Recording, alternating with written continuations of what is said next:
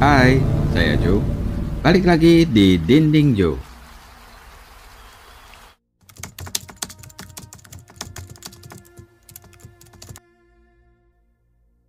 Jodi adalah nama sebuah desa yang terletak di distrik Rewari, di kota Bhiwani, di negara bagian Haryana, India.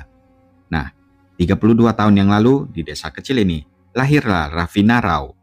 Dia adalah seorang gadis cantik dengan mata lebar yang memiliki ambisi dan jiwa yang haus akan ketenaran.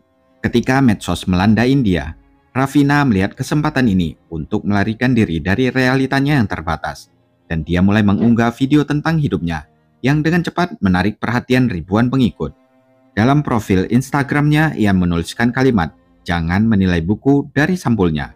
Seolah-olah dia meminta agar orang jangan menilai dia dari penampilannya saja. Dalam hidup Ravina, dia mengenal dua orang pria yang nantinya memegang peranan penting buat masa depannya. Nama pria itu Ravin dan Suresh. Ravin adalah seorang pria dari daerah Gusron Kidani yang kini menetap di dekat stasiun bus lama di kota Bhiwani. Pekerjaannya adalah sopir yang bertugas di sebuah toko bangunan yang menjual pasir dan kerikil. Sehari-harinya dia bekerja keras untuk mencari nafkah. Sebenarnya, Ravin ini pria yang baik. Sayangnya dia menderita kecanduan alkohol yang cukup berat. Di sisi lainnya lagi ada Suresh, seorang pemuda ambisius dari desa Premnagar di kota Hisar, India. Dia adalah seorang YouTuber pemula yang sedang berjuang untuk meraih ketenaran dan kesuksesan. Namun di balik karismanya, dia menyembunyikan jiwanya yang gelap. Pada suatu hari di tahun 2017, Ravin dan Ravina berdiri di depan sebuah kuil di Bhiwani sambil mengucapkan janji pernikahan mereka di tengah kegembiraan kedua keluarga. Walaupun pernikahan ini diatur oleh kedua keluarga mereka, tetapi Ravin dan Ravina menjalaninya dengan tulus dan bahagia. Setahun setelah menikah, mereka dikaruniai seorang anak laki-laki yang mereka beri nama Mukul. Sejak kehadiran Mukul, kehidupan mereka tampaknya berjalan makin baik. Namun, seiring berjalannya waktu, konflik mulai muncul di antara pasangan tersebut. Ravin perlahan-lahan tenggelam dalam kecanduan alkoholnya. Saat itu, Ravina yang bosan dengan keadaan rumah tangganya mulai menjelajahi sisi lain dari media sosial. Ia segera menemukan bahwa konten yang provokatif dapat mendatangkan lebih banyak pengikut dan ketenaran yang ia dambakan. Seiring meningkatnya ketenaran Ravina di platform media sosial, ia mulai menghabiskan waktu berjam-jam untuk merekam dan mengupload video hingga pengikut Instagramnya melebihi 34.000.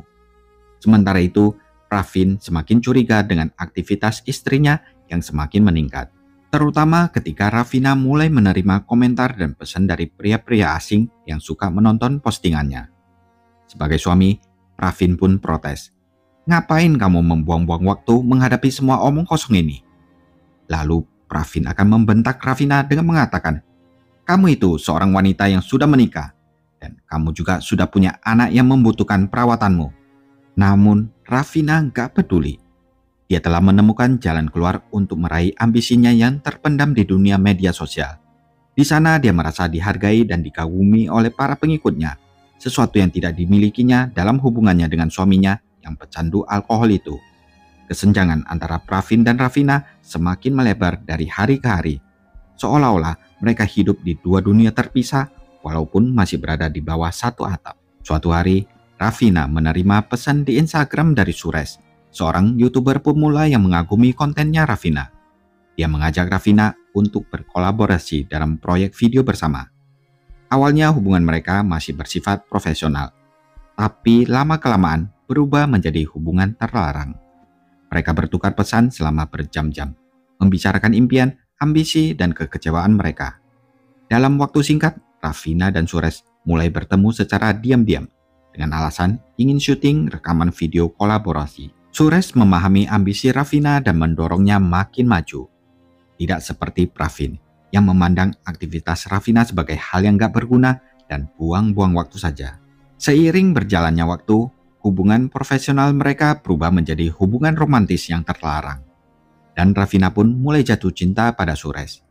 Lagian, Ravin juga tidak peduli lagi padanya. Bahkan dia tenggelam dalam kecanduannya terhadap alkohol. Ravina merasa dirinya berhak untuk bahagia. Walaupun jauh di lubuk hatinya, dia merasa bersalah terhadap putra kecilnya yang masih membutuhkan keluarga yang stabil. Namun apa daya, hari demi hari rasa cintanya pada Suresh makin bergelora. Dan itu berjalan seiring dengan semakin seringnya pertengkaran yang terjadi antara dirinya dengan Pravin. Pada suatu hari, Pravin gak sengaja menemukan pesan antara Ravina dan Suresh di ponsel Ravina, yang menyebabkan konfrontasi hebat di antara mereka. Pravin berteriak di hadapan istrinya, "Siapakah laki-laki yang sedang kamu ajak bicara ini?"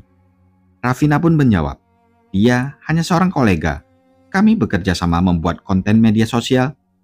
Pravin kemudian menjawab, "Aku tidak bodoh, Ravina. Ini bukan pesan yang berisi masalah pekerjaan."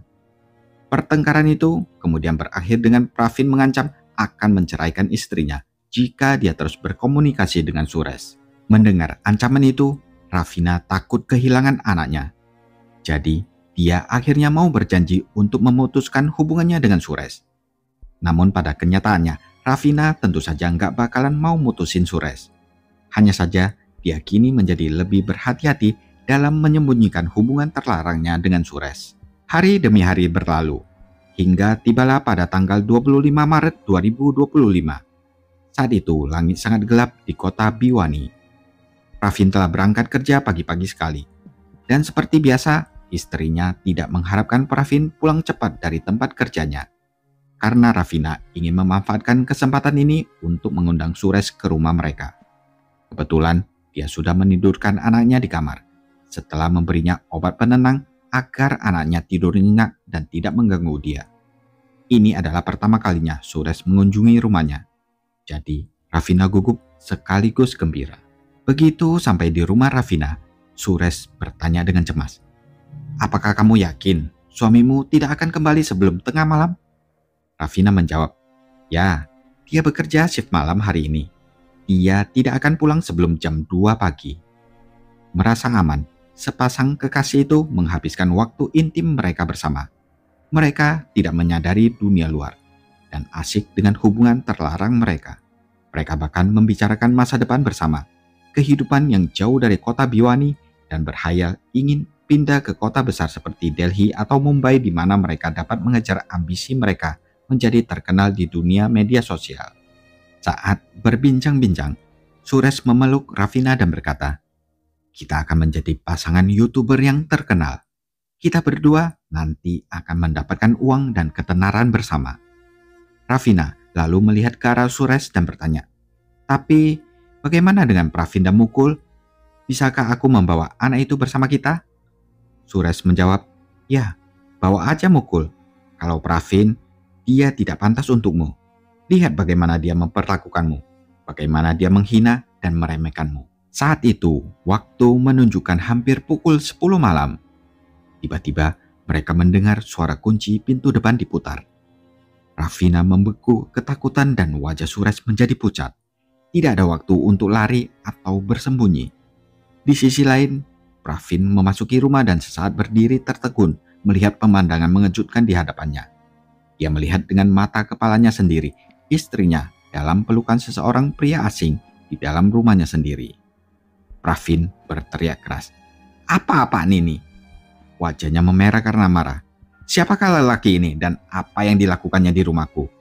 Ravina berusaha menenangkannya, tetapi kata-katanya yang terbata-bata hanya menambah amarah suaminya. Pravin lalu menerjang ke arah Suresh dan mencengkram kerah bajunya dengan erat sambil berkata, Kau Suresh bukan pria yang pesannya saya lihat di ponsel istriku." Lalu terjadilah pertengkaran hebat antara kedua pria itu. Pravin meskipun dalam kondisi lelah memiliki tubuh yang kuat karena bertahun-tahun bekerja keras. Sementara di sisi lain, Suresh lebih muda dan lebih lincah. Mula-mula mereka saling pukul dan tendang, hingga sejumlah perabotan di dalam rumah pecah. Ravina menjerit dan menangis, takut putranya terbangun karena suara perkelahian hebat itu. Pravin lalu mengambil botol kaca dan mengancam akan memukul Suresh dengan botol. Ravina menatap Suresh dengan pandangan penuh arti, seperti mengisyaratkan agar Suresh diam. Kemudian, dalam gerakan terkoordinasi, keduanya menyerang Pravin. Ravina mencengkram lengan suaminya erat-erat dari belakang, sementara Suresh mendaratkan pukulan kuat ke wajahnya Pravin yang membuatnya terhuyung. Pravin terjatuh ke tanah dan sebelum ia sempat bangkit kembali, Ravina meraih sial yang dikenakannya dan segera melilitkannya di leher suaminya. Suresh memegang tangannya dan membantunya menarik sial dengan kekuatan yang mematikan. Pravin berupaya melawan dengan ganas, menendang dan berjuang untuk melepaskan diri. Tetapi cengkraman mereka sekuat takdir. Mereka terus mencekiknya yang rasanya seperti selamanya. Lambat laun, daya tahan Pravin melemah dan akhirnya berhenti total. Tangannya terjatuh lunglai ke samping tubuhnya. Tubuhnya juga berhenti bergerak. Ravina dan Suresh berdiri menatap mayat tak bernyawa di hadapan mereka. Kenyataan mengerikan atas apa yang telah mereka lakukan mulai merayap ke dalam kesadaran mereka. Ravina gemetar hebat dan mulai menangis tanpa suara. Suresh duduk di sofa sambil menatap kosong seolah tidak percaya apa yang baru saja terjadi. Dengan suara gemetar, Ravina berbisik, "Apa yang telah kita lakukan? Kita telah membunuh Pravin. Kita telah membunuh suamiku." Pada saat itu, Suresh yang mencoba menenangkan diri berkata kepada Ravina, "Tenanglah, apa yang sudah dilakukan, ya sudah. Sekarang kita perlu memikirkan apa yang harus dilakukan selanjutnya." Keheningan malam itu hanya dipecahkan oleh isak tangis Ravina yang samar dan nafasnya yang pendek. Di kamar sebelah, anaknya masih tertidur dan tidak menyadari tragedi berdarah yang baru saja terjadi. Tragedi yang akan mengubah hidupnya selamanya. Setelah beberapa saat terdiam karena syok dan tidak percaya dengan perbuatannya, Suresh mulai mendapatkan kembali ketenangannya dan bisa berpikir dengan dingin. Dia tahu mereka harus bertindak cepat sebelum Mukul bangun atau tetangga Ravina menyadari sesuatu. Suresh selalu berbicara dengan suara rendah tetapi tegas. "Ravina, dengar suaraku. Kita harus membuang mayat suamimu. Kita tidak bisa meninggalkannya di sini." Ravina menatap Suresh dengan mata lebar ketakutan dan bertanya, "Bagaimana dan kemana kita akan membawanya?" Pada saat itu, Suresh berkata, "Aku punya sepeda motor di luar. Kita akan membungkus jasadnya dengan selimut dan meletakkan jasad suamimu di antara kita di sepeda. Kemudian kita akan pergi ke tempat yang jauh dan membuangnya di sana." Sebenarnya Ravina ketakutan karena rencana ini penuh resiko, tetapi mereka tidak punya pilihan lain. Jadi mereka segera mulai melaksanakannya. Ravina lalu mengambil selembar kain besar dari lemari dan dengan hati-hati membungkus tubuh Pravin dengan kain itu. Suresh berkata, "Tinggallah di sini bersama Mukul. Aku akan mengambil motor dan menghentikannya di pintu belakang." Ketika Suresh kembali beberapa menit kemudian, ia membawa tubuh yang terbungkus itu keluar. Saat itu gelap gulita dan jalanan sepi banget. Hal itu memudahkan mereka melaksanakan rencana busuk mereka tanpa diketahui siapapun. Mereka kemudian meletakkan tubuh Pravin di atas motor dengan Suresh mengemudi dan Ravina duduk di belakangnya. Suresh berbisik kepada Ravina saat dia menyalakan mesin agar Ravina berpegangan pada dia erat-erat supaya tidak jatuh. Mereka lalu memulai perjalanannya mengerikan melalui jalan-jalan gelap Bhiwani. Jantung Ravina berdebar-debar dan dia merasa mual setiap kali dia ingat bahwa dia sedang memegang mayat suaminya. Sementara itu, Suresh melaju perlahan dengan hati-hati. Dia sengaja menghindari jalan utama dan daerah yang ramai. Setelah sekitar setengah jam berkendara, mereka sampai di pinggiran kota. Tempat itu benar-benar sepi dan ada kanal air besar yang mengalir di sepanjang jalan. Suresh menghentikan motornya dan berkata, "Kita akan melemparkan suamimu ke kanal ini." Mereka turun dari motor dan membawa tubuh itu ke tepi kanal. Kegelapan menyembunyikan wajah mereka, tetapi tidak dapat menyembunyikan rasa takut dan bersalah yang mereka rasakan. Namun biar begitu, mereka tetap melemparkan mayat itu ke dalam kanal. Mereka mendengar suara mayat Pravin yang jatuh mengenai air. Kemudian mereka berdiri beberapa saat menatap ke dalam kegelapan. Setelah itu mereka segera kembali ke sepeda motor dan pulang ke rumah. Ketika sampai di rumah, Mukul masih tertidur. Saat itu juga Ravina dan Suresh segera membersihkan jejak perkelahian dan kejahatan tersebut. Mereka berdua menyeka noda darah, menata ulang perabotan yang terbalik, dan membuang sial yang mereka gunakan dalam kejahatan itu jauh dari rumah. Kemudian Ravina bertanya kepada Suresh sambil membersihkan lantai dengan tangan gemetar, "Apa yang akan kita katakan kepada orang-orang?" Suresh menjawab, "Kita akan mengatakan bahwa suamimu pergi keluar dan tidak kembali. Mungkin dia pergi jalan-jalan dengan teman-temannya atau mungkin dia melarikan diri karena utangnya. Yang penting kita bersikap wajar dan tidak menimbulkan kecurigaan. Pembersihan itu memakan waktu berjam-jam, dan saat mereka selesai, fajar mulai menyingsing. Suresh duduk di sofa, kelelahan secara fisik dan emosional. Dan saat dia berdiri, ia berkata, "Aku harus pergi sekarang sebelum orang-orang bangun dan melihatku di sini. Ingat, kamu harus bersikap normal dan tidak menunjukkan tanda-tanda khawatir atau bersalah." Rafina berkata kepadanya dengan suara gemetar, "Kapan aku bisa bertemu denganmu lagi?" Ia menjawab, "Nanti aku telepon lagi. Untuk saat ini, kita harus saling menjauh sampai keadaan tenang." Suresh lalu meninggalkan rumah, meninggalkan Rafina sendiri dengan pikirannya yang gelisah dan putranya yang sedang tertidur. Dia duduk di tepi tempat tidur, menatap kehampaan saat beban bencana yang telah dilakukannya mulai terasa. Bagaimana dia bisa sampai pada titik ini? Bagaimana dia berubah dari seorang istri dan ibu menjadi seorang pembunuh? Pikirannya kalut dan kacau saat itu. Keesokan paginya, Mukul bangun dan menanyai ayahnya. Rafina berusaha bersikap senatural mungkin saat memberitahu anaknya bahwa ayahnya sedang melakukan perjalanan bisnis mendadak dan akan segera kembali. Anak itu tampak mempercayai perkataan Rafina, tetapi matanya memancarkan ekspresi keraguan seperti anak kecil yang polos, seolah-olah dia bisa merasakan ada sesuatu yang tidak beres. Waktu berlalu sangat lambat bagi Rafina, dan meskipun dia bersikap normal di depan para tetangga dan kenalannya, di dalam hatinya dia hidup dalam keadaan ketakutan dan kecemasan terus-menerus. Setiap ketukan di pintu membuatnya membayangkan polisi datang untuk menangkapnya, dan setiap tatapan dari para tetangga terasa seperti tuduhan diam-diam. Malam harinya, orang tua Pravin menelpon dan menanyakan keadaannya. Rafina terpaksa berbohong lagi, memberitahu mereka bahwa Pravin pergi keluar bersama beberapa teman dan belum kembali, dan bahwa dia juga mengkhawatirkannya. Keluarga Pravin meminta Rafina untuk memberitahu mereka segera setelah Pravin kembali. Setelah 2 hari Pravin menghilang, orang tua dan saudara-saudaranya mulai merasa khawatir. Mereka pergi ke rumah Rafina dan mulai menanyakan pertanyaan-pertanyaan yang lebih mendesak. Mengapa Rafina tidak menghubungi mereka? Kenapa Pravin meninggalkan ponselnya di rumah? Dan kemana tepatnya Pravin pergi? Saking paniknya, jawaban Rafina saling bertentangan dan membingungkan, yang justru menambah kecurigaan mereka. Kemudian kakak Pravin berkata dengan tegas, "Kita akan pergi ke polisi. Kita tidak bisa menunggu lebih lama lagi." Rafina mencoba menghalangi mereka dengan gagasan tersebut, dengan mengatakan bahwa Pravin mungkin hanya butuh waktu sendiri dan ia akan segera kembali. Tetapi keluarga Pravin sudah bertekad untuk melaporkan ke polisi. Malam itu juga, keluarga Pravin mengajukan laporan resmi orang hilang di kantor polisi Bhiwani.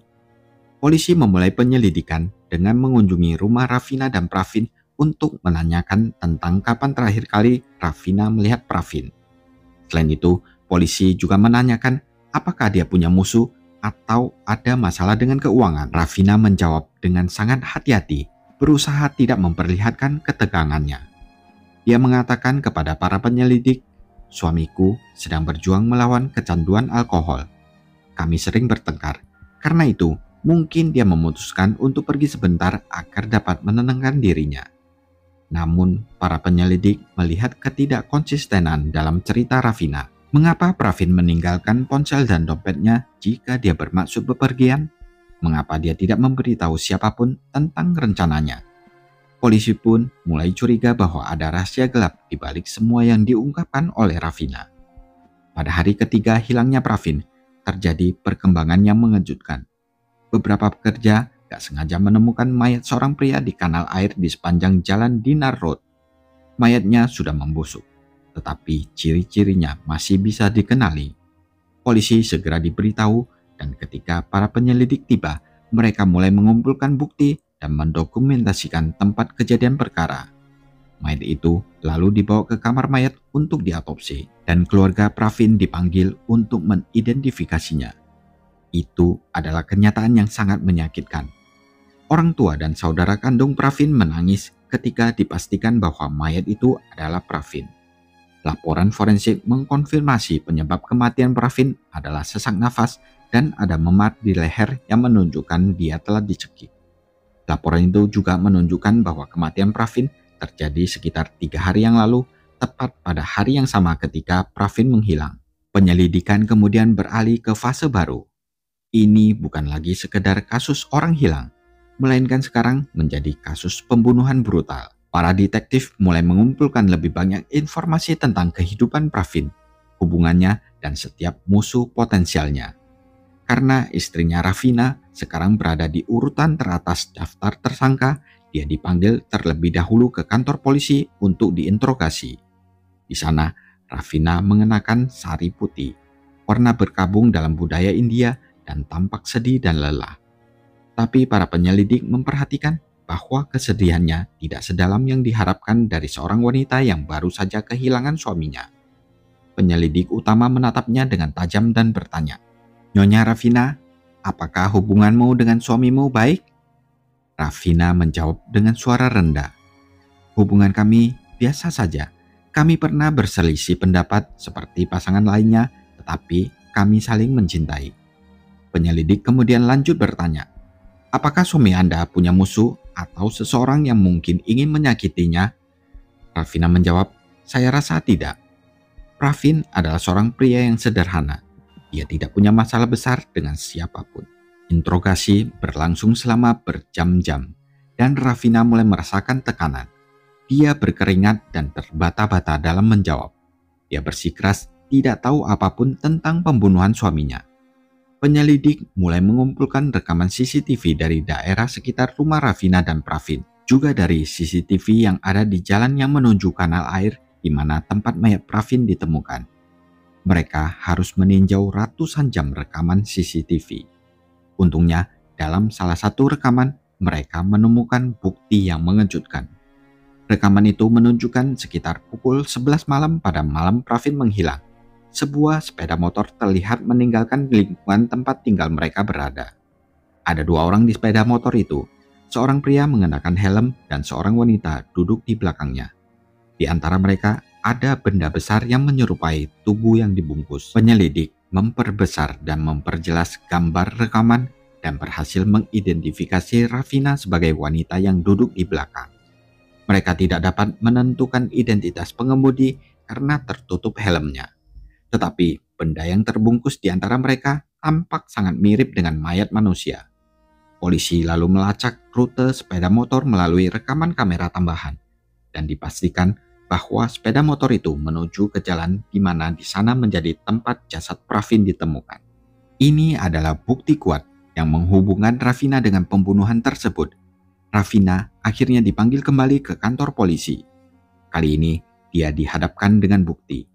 Penyelidik menunjukkan rekaman itu dan memintanya untuk mengkonfirmasi identitasnya dan identitas orang yang mengendarai sepeda motor itu. Awalnya Ravina mencoba menyangkal semuanya, mengklaim rekaman itu tidak jelas dan bahwa itu bukan dirinya. Tetapi di bawah tekanan terus-menerus dan setelah diperlihatkan lebih banyak bukti, dia pun hancur. Dia mulai menangis tak terkendali dan akhirnya mengakui kejahatan yang mengerikan itu. Melalui luapan air mata histeris, dia berkata, "Ya, saya yang membunuh Pravin, tetapi saya tidak sendirian saat itu. Suresh bersamaku." Setelah pengakuannya, Ravina mulai menceritakan rincian lengkap kejahatan tersebut. Bagaimana ia telah menjalin hubungan dengan Suresh selama lebih dari setahun. Bagaimana Pravin memergoki mereka dalam situasi yang membahayakan di rumah mereka. Dan bagaimana dalam suasana marah dan takut, mereka memutuskan untuk membunuhnya. Ia lalu juga menjelaskan bagaimana mereka membuang mayatnya Pravin ke dalam kanal air. Penyelidik dengan tatapan tajam bertanya, "Ravina, di mana kita bisa menemukan Suresh sekarang?" Ravina menjawab, "Saya tidak tahu. Saya belum melihatnya sejak malam itu. Mungkin dia kabur keluar kota." Polisi kemudian mengeluarkan surat perintah penangkapan untuk Suresh dan melakukan perburuan besar-besaran. Foto-fotonya beredar di acara TV dan platform media sosial. Tim pencari dikirim ke desa asalnya dan kota-kota terdekat. Sementara itu, Ravina secara resmi didakwa dengan pembunuhan berencana dan ditahan. Sementara putranya yang berusia 6 tahun diserahkan kepada kakek dan pamannya yang berjanji untuk merawat dan membesarkannya. Kasus pembunuhan ini telah memicu minat banyak netizen di media lokal dan nasional. Orang-orang terpikat oleh kisah YouTuber yang membunuh suaminya dengan bantuan kekasihnya. Kisah itu menjadi viral di medsos. Pravin dan Suresh menjadi topik diskusi dan kontroversi yang meluas. Pengguna media sosial memiliki reaksi yang beragam. Beberapa mengutuk keras Ravina dan Suresh, menganggap kejahatan mereka tidak dapat dimaafkan. Sementara yang lain memandang kisah itu sebagai peringatan tentang bahayanya memiliki ketenaran digital dan hubungan yang terbentuk secara online. Seminggu setelah pengakuan Ravina, Suresh ditangkap di sebuah stasiun kereta api di Delhi saat mencoba melarikan diri ke negara bagian lain. Dia diekstradisi ke kantor polisi Bhiwani dan didakwa dengan tuduhan telah melakukan pembunuhan berencana. Awalnya, Suresh menyangkal keterlibatannya dalam kejahatan tersebut dengan mengklaim bahwa Ravina adalah orang yang membunuh suaminya dan bahwa dia bahkan tidak hadir di rumah mereka pada malam tersebut. Namun, dengan bukti yang sangat banyak, termasuk rekaman CCTV dan kesaksian Ravina, dia akhirnya mengakui perannya dalam kejahatan yang mengerikan itu. Dia mengatakan bahwa dia tidak bermaksud membunuh Pravin awalnya.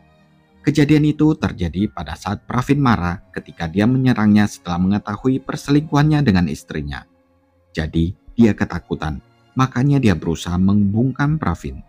Persidangan Ravin dan Suresh dimulai hanya 2 bulan setelah penangkapan mereka. Ruang sidang dipenuhi oleh wartawan dan penonton yang penasaran, yang ingin melihat YouTuber terkenal dan kekasihnya dihukum. Saat itu Ravina tampak pucat dan kurus, karena telah kehilangan banyak berat badan selama dia ditahan. Di sisi lain, Suresh tampak tegang dan bingung. Jaksa penuntut memberikan bukti yang kuat terhadap mereka, termasuk rekaman kamera, pengakuan mereka, dan laporan forensik. Saksi yang telah melihat sepeda motor pada malam yang menentukan itu juga dipanggil.